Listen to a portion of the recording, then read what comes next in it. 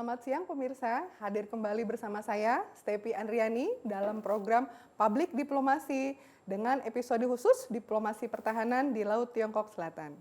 Pada episode kali ini kita kehadiran narasumber yang begitu luar biasa, Ibu Dr. Kony Rahakuni Bakri, selaku pengamat pertahanan, militer, dan tokoh bangsa yang memang concern sekali terhadap pertahanan dan keamanan nasional. Selamat siang Ibu Kony. Selamat siang. Nah, mudah-mudahan Ibu sehat ya Bu. Harus dong. Alhamdulillah, semangat. Hari ini kita akan diskusi sedikit Ibu mengenai diplomasi pertahanan di Laut Tiongkok Selatan.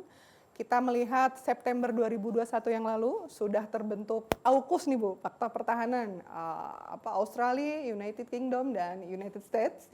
Yang tujuannya tidak lain adalah untuk menghalau kekuatan Cina di Indo-Pasifik. Kita mintai masukan dan mungkin tanggapan dari Ibu Kony, mungkin kira-kira bagaimana sih Bu sebetulnya kondisi terkini di Indo-Pasifik sendiri mengenai konstelasi antara Cina dan Amerika Ibu?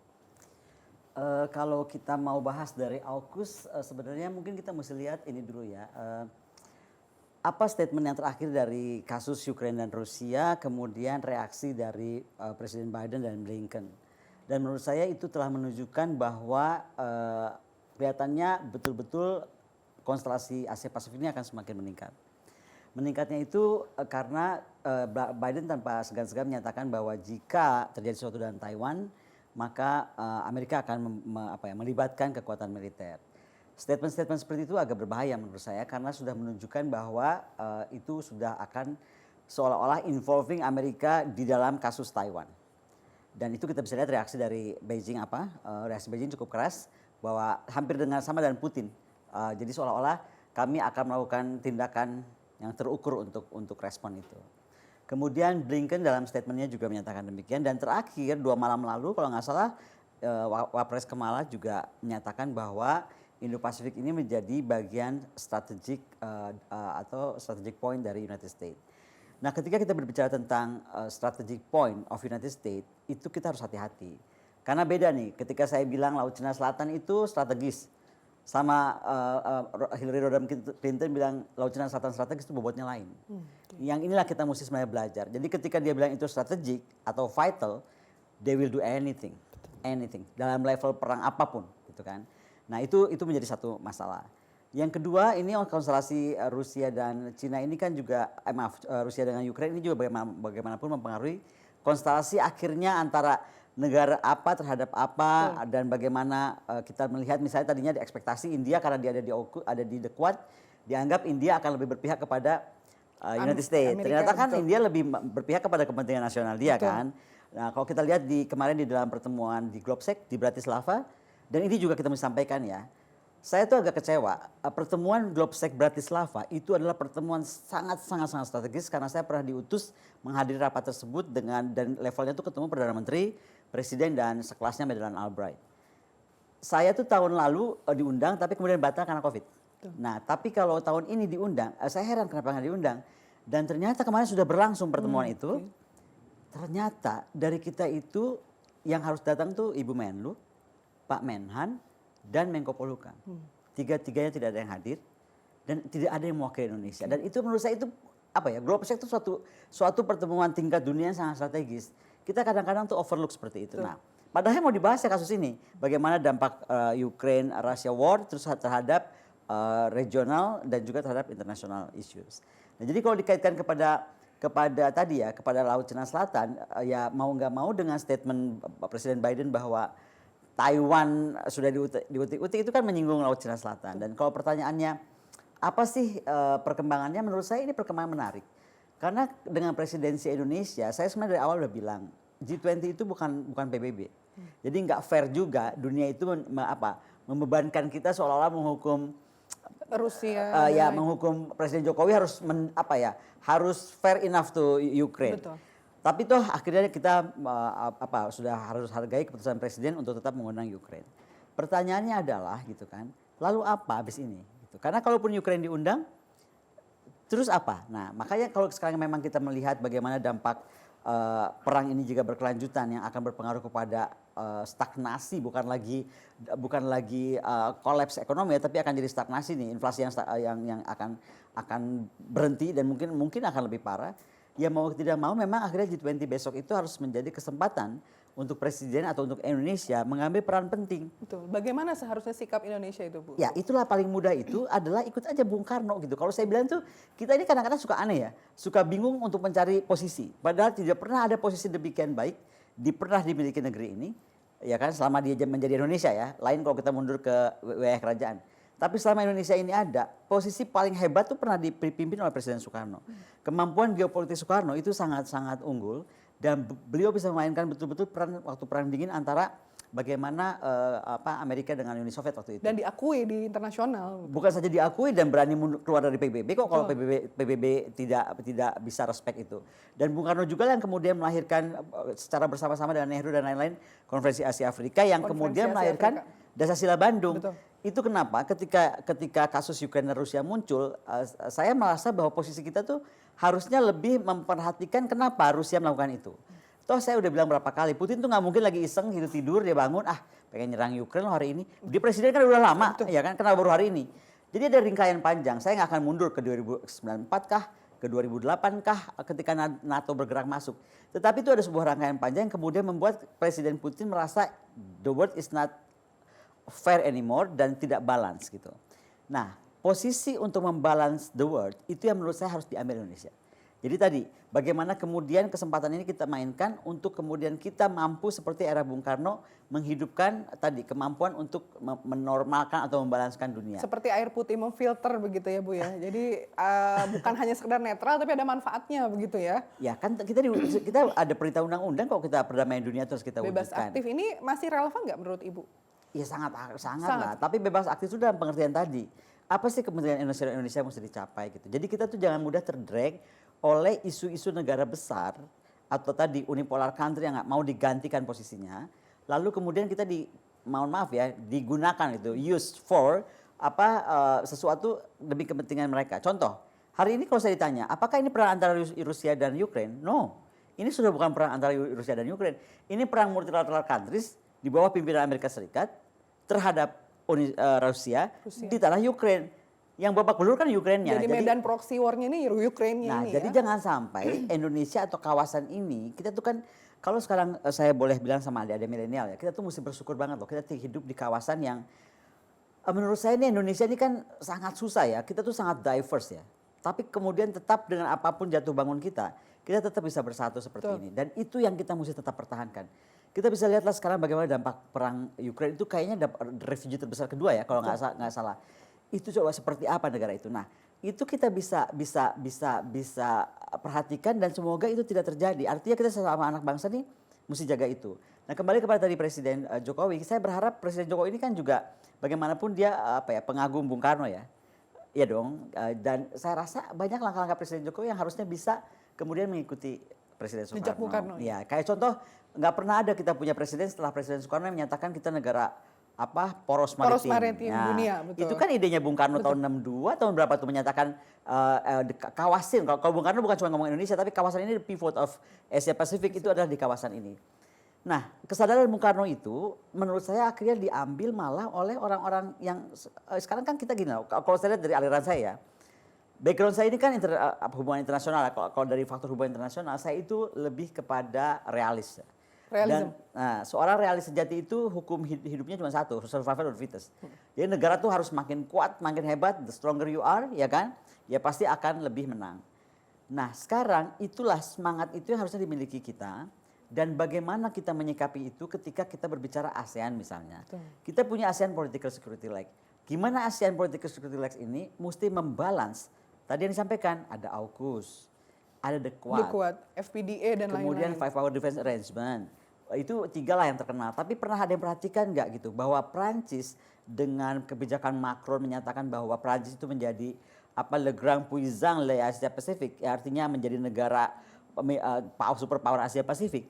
Itu dia bangun dalam waktu dekat ya 5 tahun kok. Dia langsung bangun tiga komando area dia dari mulai New Caledonia sampai New Zealand, kemudian New Zealand Australia sampai ke area Christmas Island, kemudian dari Christmas menuju Aljazair. Sampai ada buku putihnya loh Bu, itu Perancis itu luar biasa. Buku putihnya dikeluarkan gitu kan. Nah, kemudian ada lagi apa Inggris. Inggris tuh dengan Tilt to Asia Pacific. Sama intinya. Kalau ditanya sekarang, berapa banyak sih orang Prancis yang mau dilindungi di Asia Pasifik itu? Hanya 1.700-an. Coba, 1.700-an tapi yang digerakkan langsung sebuah konsep pertahanan demikian Konsep hebat pertahanan. gitu. Nah, bagaimana Indonesia menyikapi ini, bagaimana kawasan menyikapi ini, itu menjadi PR. Tuh.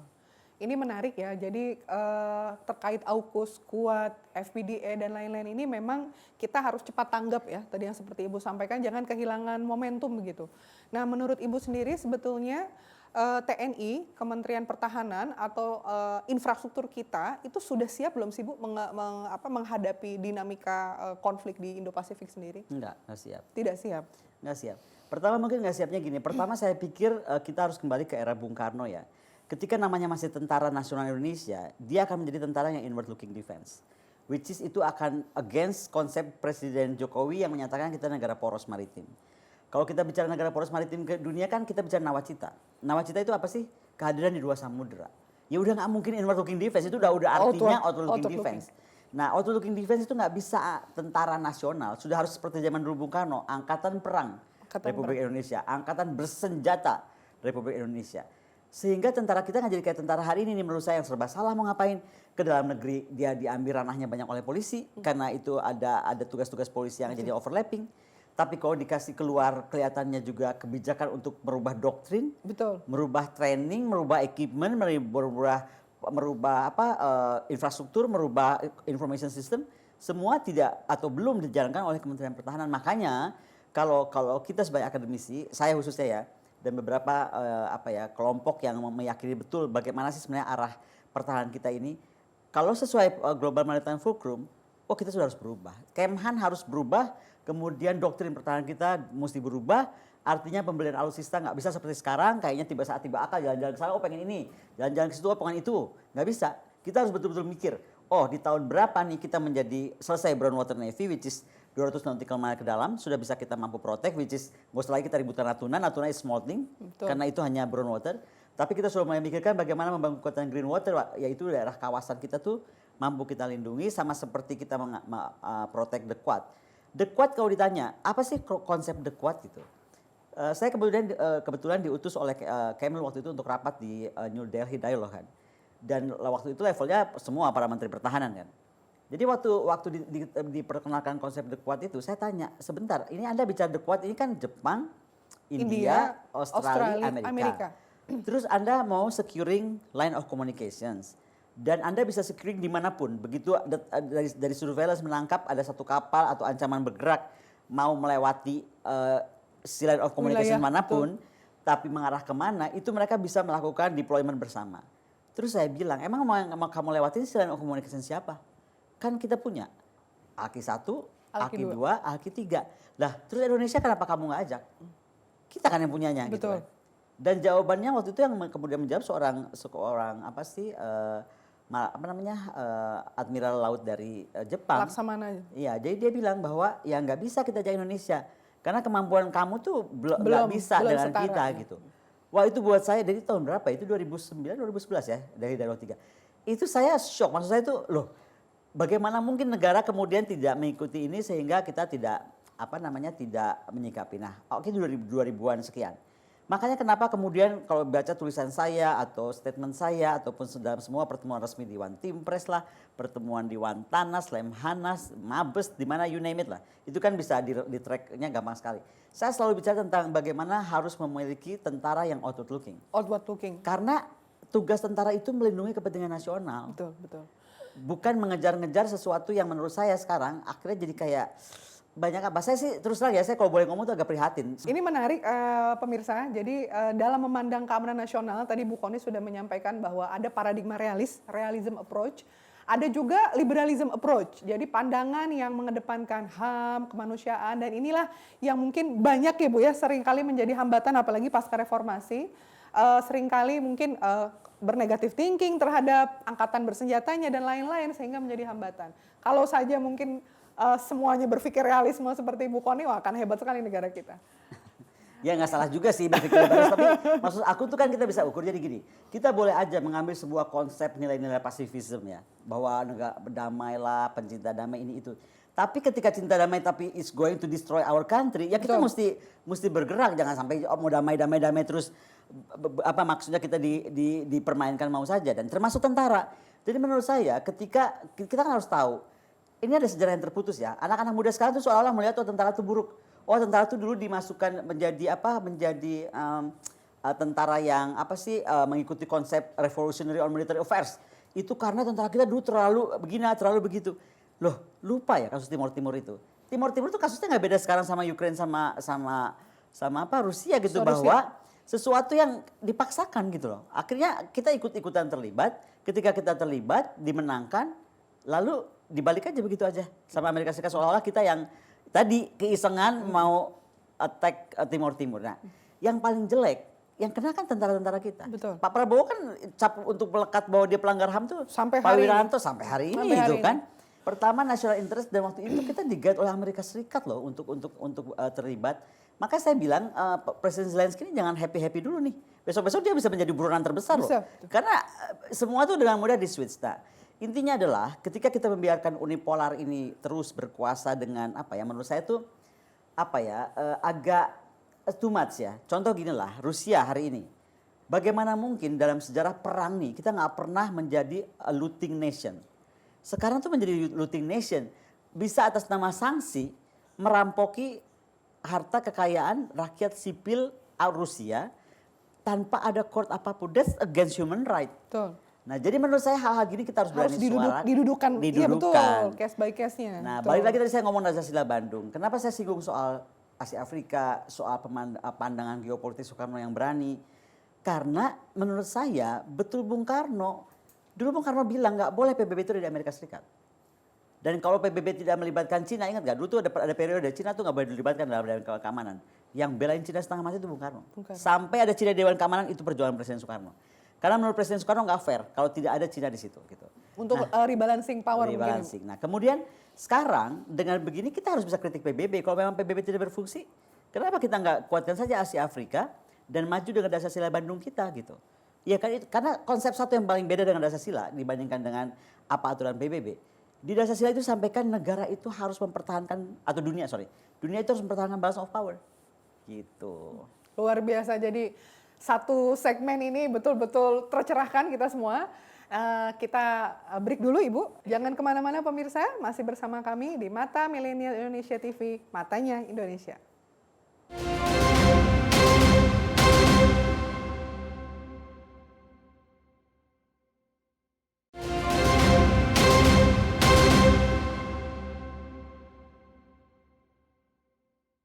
Kembali di segmen kedua Public Diplomasi, masih bersama Ibu Koni Rahakundini Bakri. Kita lanjutkan diskusi yang sangat menarik tadi di segmen pertama. Bu Koni, di sini kita lihat bahwa eskalasi di Laut Tiongkok Selatan kan makin ke sini makin panas. Dan Singapura itu diperbolehkan oleh Indonesia untuk latihan. Menurut Bu Koni sendiri bagaimana? Ada kemungkinan nggak Singapura misalnya mengajak negara lain, atau misalnya kita pengawasannya kurang dan justru malah menimbulkan konflik baru? Menurut Ibu bagaimana? Kalau saya tuh agak berhati-hati dengan konsep kita latihan bersama, walaupun kita memang harus latihan bersama ya. Yang pasti begini, selama saya sekolah di luar, saya tuh cuma tahu satu hal. Ketika ada negara asing terlibat latihan bersama, biasanya tempatnya tuh sama, itu aja. Sama siapapun negara itu, dari manapun negara itu berkunjung gitu kan. Pasti tempat latihan atau tempat berkunjung tuh itu saja. Waktu saya sekolah di Amerika, waktu saya sekolah di Taiwan, sekolah perang saya di Taiwan, waktu saya sekolah Laut Cina Selatan di Cina gitu.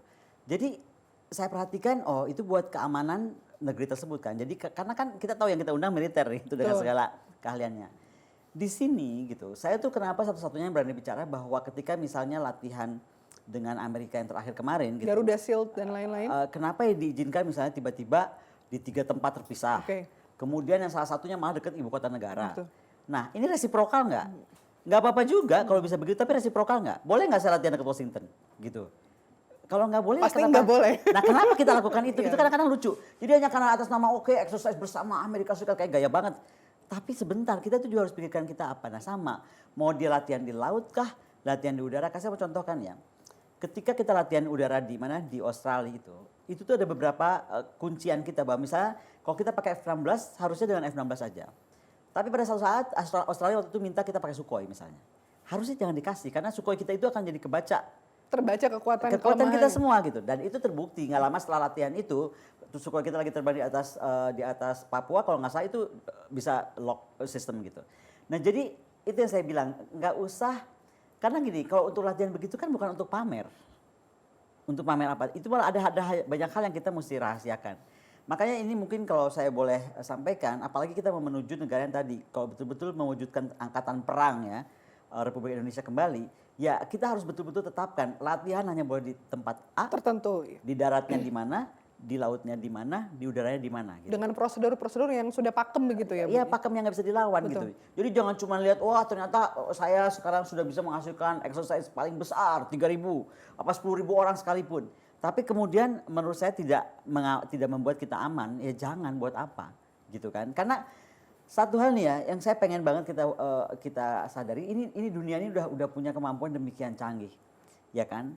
Dan sekarang perang itu, saya sih nggak terlalu takut sama perang nuklir karena saya bilang orang-orang atau para pemimpinnya akan cukup waras untuk nggak menggunakan nuklir.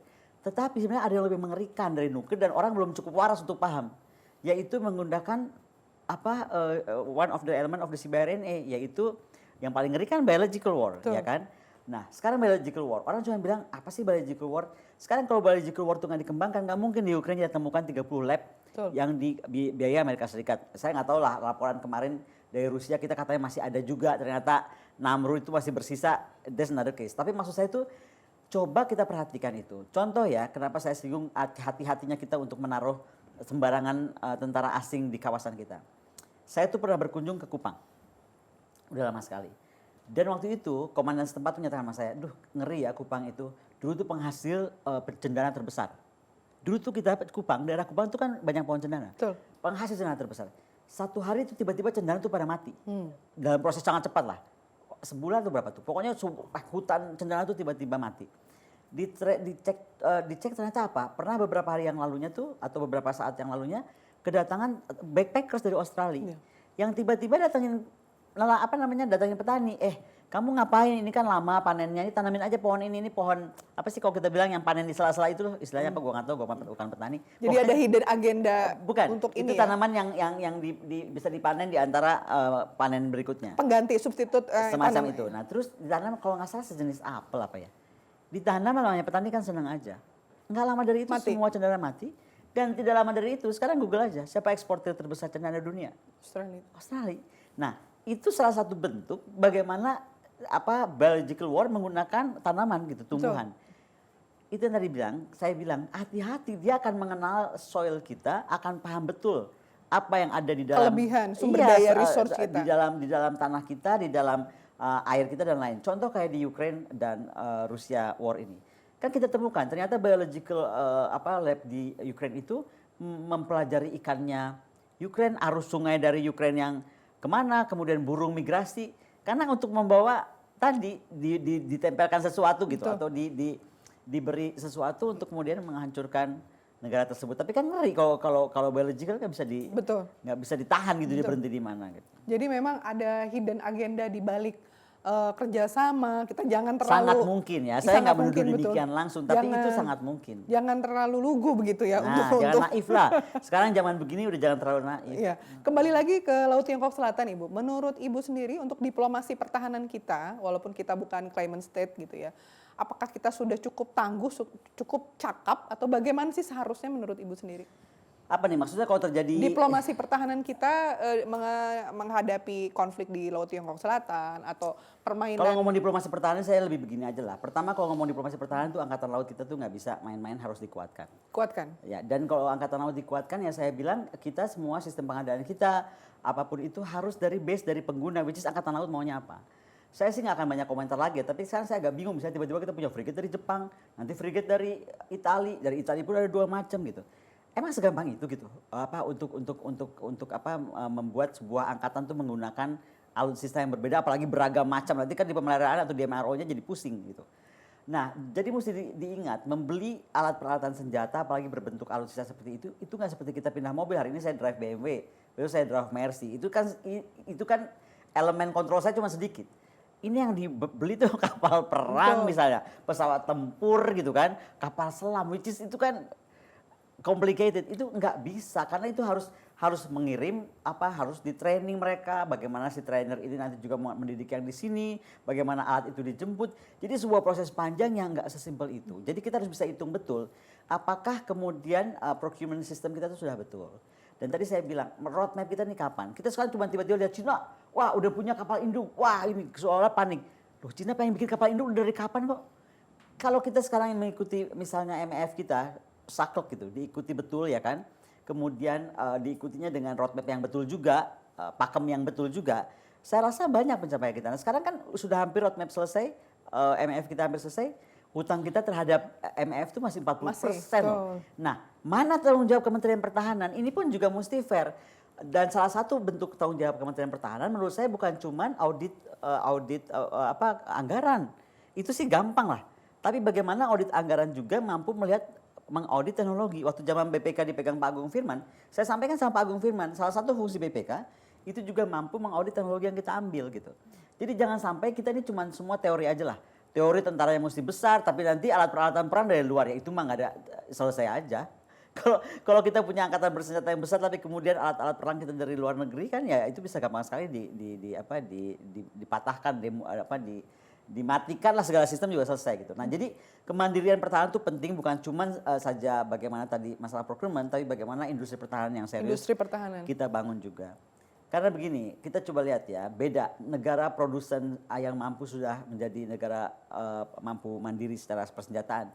Dia akan tenang aja tuh kalau perang. Karena dia akan cepat sekali recover. Toh dia bisa bikin sendiri.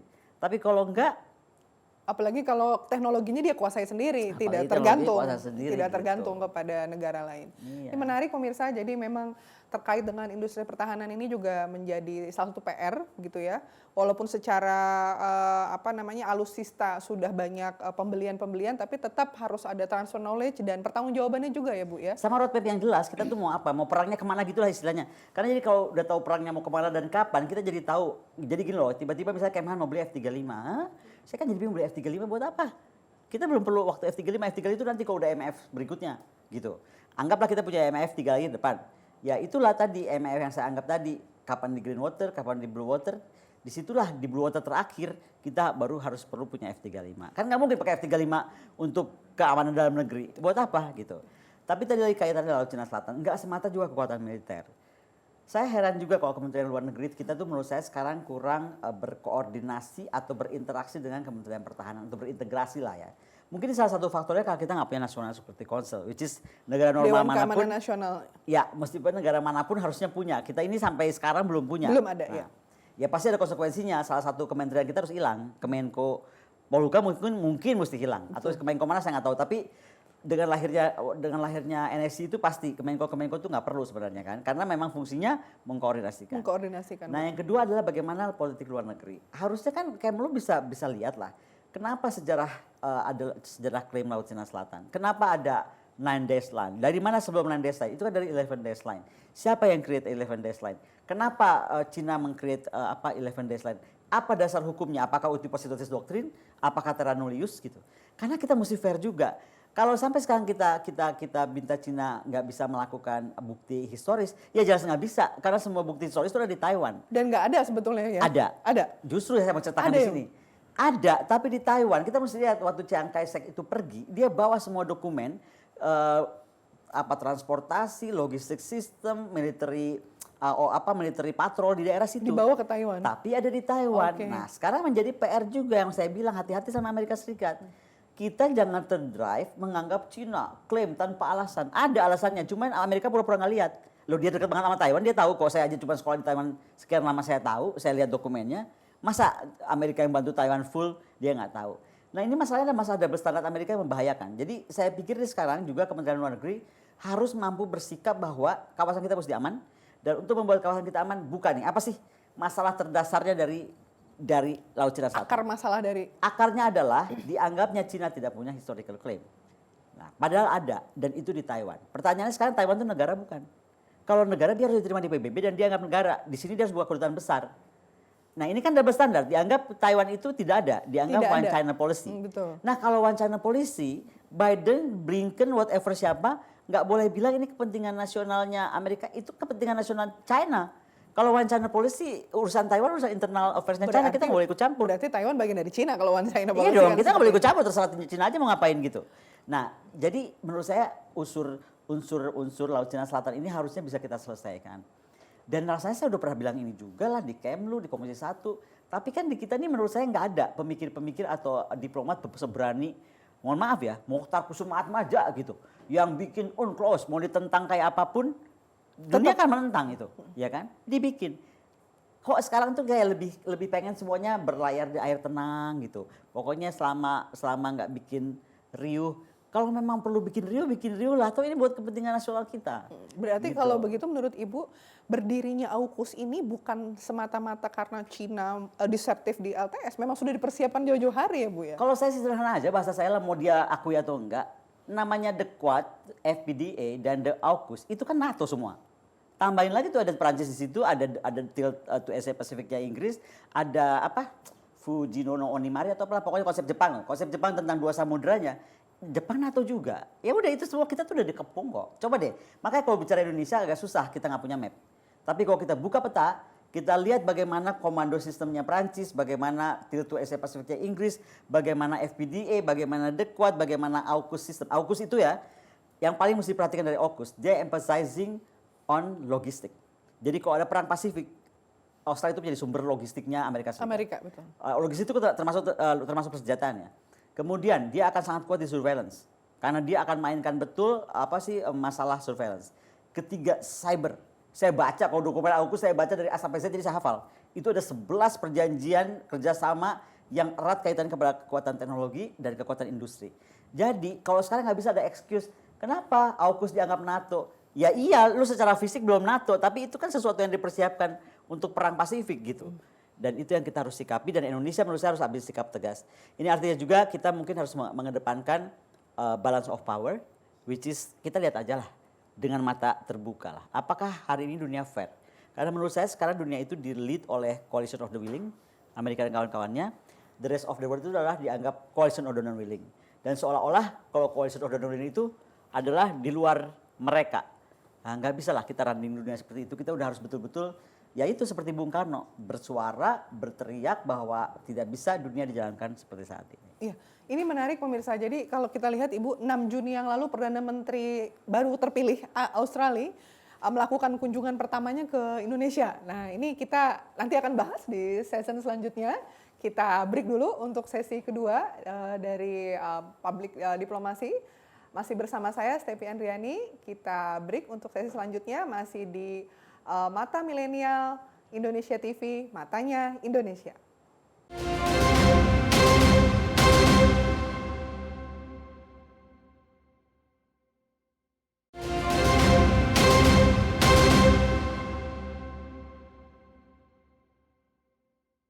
Selamat siang pemirsa, hadir kembali bersama saya Stepi Andriani dalam sesi ketiga Public Diplomasi. Masih bersama narasumber kita yang luar biasa, Ibu Koni. Bu Koni, tadi di sesi kedua sudah kita bahas kunjungan pertama Perdana Menteri Australia 6 Juni yang lalu ke Istana Bogor. Ini sepertinya ingin menunjukkan kepada dunia bahwa hubungan yang harmonis dengan Indonesia. Menurut Ibu bagaimana? Ya boleh-boleh saja kalau secara diplomasi atau wajah-wajah manis kan harus selalu ditampilkan. Tapi ya kita jangan mau di PHP lah bahasa gaulnya. Bahasa gaul. Jadi tetap aja kita mesti smart melihat opportunity, tapi juga be very careful karena secara strategis harus kita gambarkan betul. Karena tadi menurut saya nggak mungkin AUKUS itu bergerak sendiri tanpa ikatan The Quad, tanpa ikatan FPDA, tanpa ikatan kaitan ke NATO dan lain-lain gitu. Jadi itu kita mesti hati-hati dan tadi saya ingatkan ya bahwa kekuatan di AUKUS itu banyak sekali di surveillance, di cyber ya kan, kemudian kemampuan ruang angkasa, hal-hal kayak gitu. Jadi mereka akan sangat advance dan bagaimana kita nanti menyikapi itu gitu ke depannya. Jadi bukan permasalahan kapal selam bertenaga nuklir saja tapi juga strategi, teknologi, cyber ya, dan lain-lain. Terus bagaimana coba rencana kita dengan kapal selam? Dan itu kan juga menjadi tantangan ya. Dan saya udah ngomong itu sejak 2007 lah, kita tuh mesti punya 12 kapal selam, mesti sangat serius. Dan kalau kita ngomong sangat serius ya tadi, ada tahapan-tahapan ketika kalau kita sudah punya roadmap yang jelas kapan kita mau mengikuti jejak nawacita dan harapan saya siapapun presiden ke depan tidak merubah ini ya, karena ini kan sebuah konsep yang sudah dikedepankan oleh Presiden Soekarno ya. Betul. Jadi harusnya siapapun presiden ke depan dia akan tetap pada On the track. pada track ini gitu. Kemudian apa sih sebetulnya kelemahan terbesar atau readiness-nya Indonesia menurut Ibu? Kelemahan kita ya itu tadi readiness kita. Jadi kalau kita tanya anggaran pertahanan kita naik, naik sekali. Sampai sudah hampir 400% anggaran pertahanan itu naik. Sangat signifikan lah, bayangkan. Tapi kemudian readiness kita berapa persen dari itu? Kesiapan Kan kita kalau ada jauh. perang Iya, gitu. kesiapan kita ada perang. Contoh saya Prancis. Prancis itu ketika dia siap itu artinya berapa pesawat tempur dan termasuk pesawat tempur yang standby di hanggar sudah dengan bahan bakar dan lain-lain sudah terhitung. Bagaimana kesiapan kita gitu dan kemudian bagaimana kesiapan pergantian spare part dan lain-lain. Makanya MRO itu menjadi urusan sangat penting. Ingat kasus Nanggala? Ketika kasus Nanggala semua orang sibuk menyalahkan siapapun di angkatan laut. Saya cuma ingatkan satu, prepare MRO karena sehebat apapun alutsista kita, sehebat apapun juga alat-alatan pertahanan, pasti itu ujungnya di bagaimana dia di pemeliharaan, bagaimana dia di overhaul dan lain-lain gitu. Jadi itu juga kita mesti sangat perhatikan. Intinya kita ketika bicara tentang Laut Cina Selatan ancamannya atau malah mungkin kita nggak tahu gerakan-gerakan negara yang ingin memisahkan Indonesia dari Papua misalnya kalau tetap berjalan ya kan. Jadi ancaman itu menurut saya bisa dari mana saja muncul atau mungkin juga dari gerakan-gerakan yang ingin memecah kita sama seperti Timur Tengah terpecah. Itu betul-betul kita harus siapkan kemampuan surveillance, kemampuan penginderaan dan bagaimana nanti kemudian tentara kita mampu dibangun dengan kekuatan trimatra terpadu. Trimatra terpadu ya. Itu yang paling penting. Jadi nggak ada gini ada anggapan gini namanya poros maritim berarti angkatan laut aja dong. Enggak. Ketika kita bicara poros maritim ya tiga angkatan tetap bergerak tapi saling dengan mengisi, kolaborasi. saling mengisi dan kemampuan yang harus kita capai juga kemampuan neurostatic warfare, yaitu kemampuan mereka tiga angkatan ini bisa saling berkomunikasi dengan baik dan juga bagaimana alat peralatannya juga nyambung gitu loh. Jangan sampai satu sama lain enggak. Betul, berarti ini pertanyaan terakhir Bu. Berarti untuk diplomasi pertahanan sendiri tadi yang sudah Ibu sampaikan, selain tadi penguatan di sisi infrastruktur, transfer knowledge, kemudian juga kesiapan, berapa persen sih ketahanan kita misalnya terhadap ancaman itu atau siap atau tidak. Menurut Ibu sendiri untuk stakeholder, ini kan kita sering melihat di berbagai pemberitaan adanya ego sektoral, kemudian satu kementerian dengan kementerian lain dan lain-lain kurang sinkron. Nah menurut Ibu itu hal fundamental nggak sih Bu yang sebetulnya harus saya kalau itu jawabnya dengan tegas singkat aja, itu fundamental, sudah diperintahkan undang-undang, National Security Council kita harus ada. Itu sudah perintah undang-undang. Jadi kalau saya itu heran sampai sekarang udah berganti presiden dari Presiden Megawati, sudah berapa presiden, sampai sekarang Presiden SBY 2 kali, kemudian Presiden Jokowi 2 kali, sampai hari ini kenapa Dewan Keamanan Nasional itu tidak pernah terwujud gitu. Dan itulah tugas kita karena disitulah sebenarnya semuanya bisa terkoordinir dan terintegrasi gitu. Sebetulnya kan RUU Kamnas itu kan sudah hampir mau diketok palu ya Bu, tapi karena ada permasalahan. Nah apa sih permasalahan betul, ya? itu dan itu yang kita mesti selesaikan. Jadi gini, semuanya harus melihat pintunya itu adalah NKRI yang utuh. Pintunya itu kepentingan nasional jangka panjang. Dan sehingga apapun pasti ego itu adalah ego perorangan, ego pemimpin, ego kelompok, ego organisasi, ego kementerian itu pasti ada. Tapi bagaimana semua ego itu bisa diredam karena sekali lagi kita bicara tentang Indonesia gitu, tentang Indonesia ke depan. Kalau Cina mampu melakukan itu, kenapa kita nggak bisa? Ya, luar biasa sekali. Jadi tadi sudah dijelaskan oleh Bu Kony ya bahwa Dewan Keamanan Nasional ini merupakan hal yang penting dan ini salah satu infrastruktur atau stakeholder yang membuat satu kementerian dan kementerian lain minimal menekan ya Bu ya, bisa ditekan ego sektoral itu, terintegrasi, ada kolaborasi di sana. Nah ini adalah PR untuk kita bersama. Nah terakhir sebelum kita tutup, mungkin ada closing statement dari Ibu untuk milenial atau untuk pemirsa di rumah, bagaimana kita harus mulai membuka wawasan dan lain-lain. Silakan Ibu. Kalau saya bisa ajak adik-adik milenial untuk berbuat sesuatu atau melakukan sesuatu, gini deh, sekarang tuh dokumen tentang Presiden Soekarno sudah bisa banyak diakses. Kebetulan kemarin juga disertasi Pak Hasto Kristianto di Unhan itu terkait bagaimana pandangan geopolitik Soekarno. Nah hal-hal ini seperti ini mesti digali kembali karena pemikiran beliau itu pemikiran besar, terus melahirkan bagaimana tadi saya sampaikan konsep besar yang untuk melawan PBB atau memperkuat atau menyeimbangkan PBB malahannya. Dan itu makanya kita harus punya kepercayaan diri melakukan itu. Karena sebenarnya dengan kesadaran geopolitik kita harus jadi tahu negara ini mau kemana gitu kan. kapan dan untuk apa gitu. Dan itu yang mungkin harus kita paling yakini sehingga kita nggak mudah menyalahkan pemimpin yang lalu, tetapi belajar dari kesalahan masa lalu dan kemudian bagaimana memperkuat diri untuk menatap masa depan Indonesia yang lebih baik, yang menjadi nomor 4 atau nomor berapa dunia tuh. Dari laporan terakhir kan kita akan diramalkan nomor 4 dunia. Hati-hati ketika itu nomor 4 dunia kita akan dibikin seperti Cina hari ini. Jadi kita betul-betul harus kuat. Dalam dunia unipolar seperti ini, siapapun yang muncul pasti mau dipatahkan. Indonesia harus siap-siap. Kita menuju negara 4 2030 kan? 2045, 45. Berarti berapa tahun dari sekarang? Ya sekitar 23 tahun ya. Sih, kita cuma punya 23 tahun. Let's rush gitu. Kita mesti bikin kita sekuat Cina. Karena kalau Cina mampu, Indonesia pasti bisa. Luar biasa sekali pemirsa. Jadi hari ini kita sudah belajar banyak dari Ibu Koni, diskusi yang luar biasa mengenai kesiapan, ketahanan nasional, keamanan. Jadi bukan hanya terkait diplomasi pertahanan.